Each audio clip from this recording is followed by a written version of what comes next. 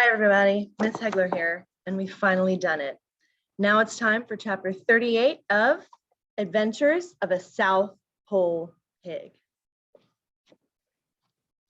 The day the large ship appeared, the men hugged one another and danced while the dogs barked.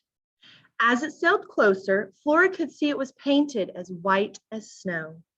She watched with the others until she could make out its name written in tall red letters, The Undefeated. It dropped anchor and a lifeboat was lowered into the water.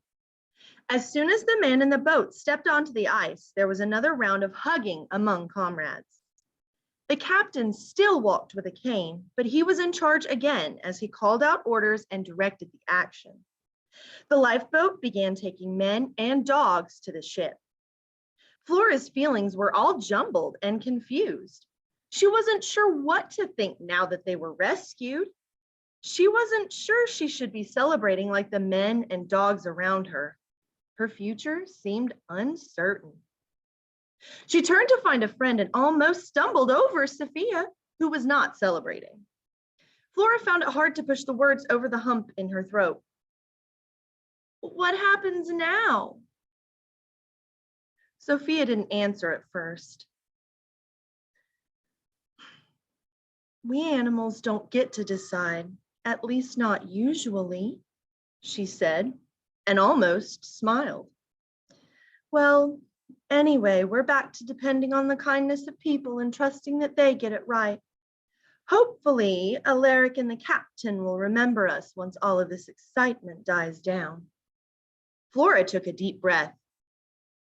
Remind me to tell you about a cat friend I had when I was a piglet who always said that 9 lives was a state of mind. Whatever happens will be an adventure, right? That's for sure. Sophia licked her whiskers. Whatever happens, I'm sticking with you. Oscar walked up. He seemed relaxed and confident. You two ready to go? Flora didn't know what to say, and Sophia just stared straight ahead, her tail sweeping slowly back and forth on the snow. Come on, guys, don't worry. I heard the captain giving a couple of special orders, said Oscar. I think you're going to feel at home on this ship. Do they have a rat problem? Flora asked hopefully. All ships have a rat problem, said Oscar, but that's not what I'm talking about. Then what do you mean? Asked Flora. Rule number 100. Let your friends figure things out for themselves sometimes. You'll see. Just then, Alaric came over, picked up Sophia, and motioned for Flora to follow. He guided them toward the boat, calling for Oscar. Come on, everyone, no one gets left behind this time, he said. Sophia hopped in the lifeboat first. Then, Alaric helped Flora and Oscar climb aboard. In a few moments, the Undefeated's bright white sides towered above the small craft. A large box was lowered down with ropes. Oscar was lifted into the box, which was hauled upward until Flora couldn't see him any longer. Then the box lowered down again. Your turn, Pig, said Alaric. Flora put her front hooves on the side of the box and Alaric lifted her in. Sophia hopped right in beside her. Up and up went the box in a jerky, unsteady motion. Flora spread out her feet as far as possible to keep from falling. Sophia jumped onto the ship as soon as she could. Strong hands helped Flora onto the deck, and she looked around. This was a step up from the Explorer. The Undefeated was bigger and newer and smelled of fresh paint. Even the sailors' shouts and the pounding of their boots were louder to Flora's ears. After all that time in the soft snow, it felt strange to be walking on a smooth surface again.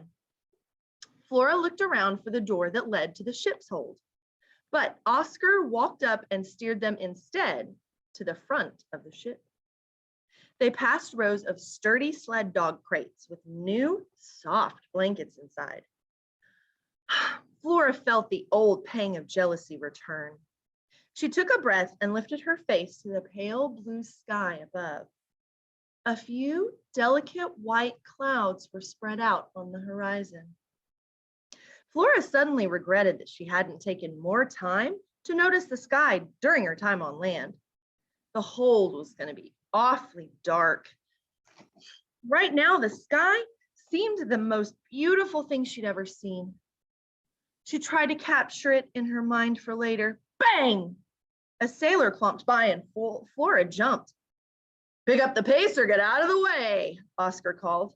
Come on, Flora, Sophia said. Flora trotted up to her friends.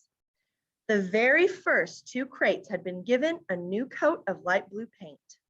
Over the door of one, a sign read, Lead Dog. That's my home right there, said Oscar. Good for Oscar. He deserved it.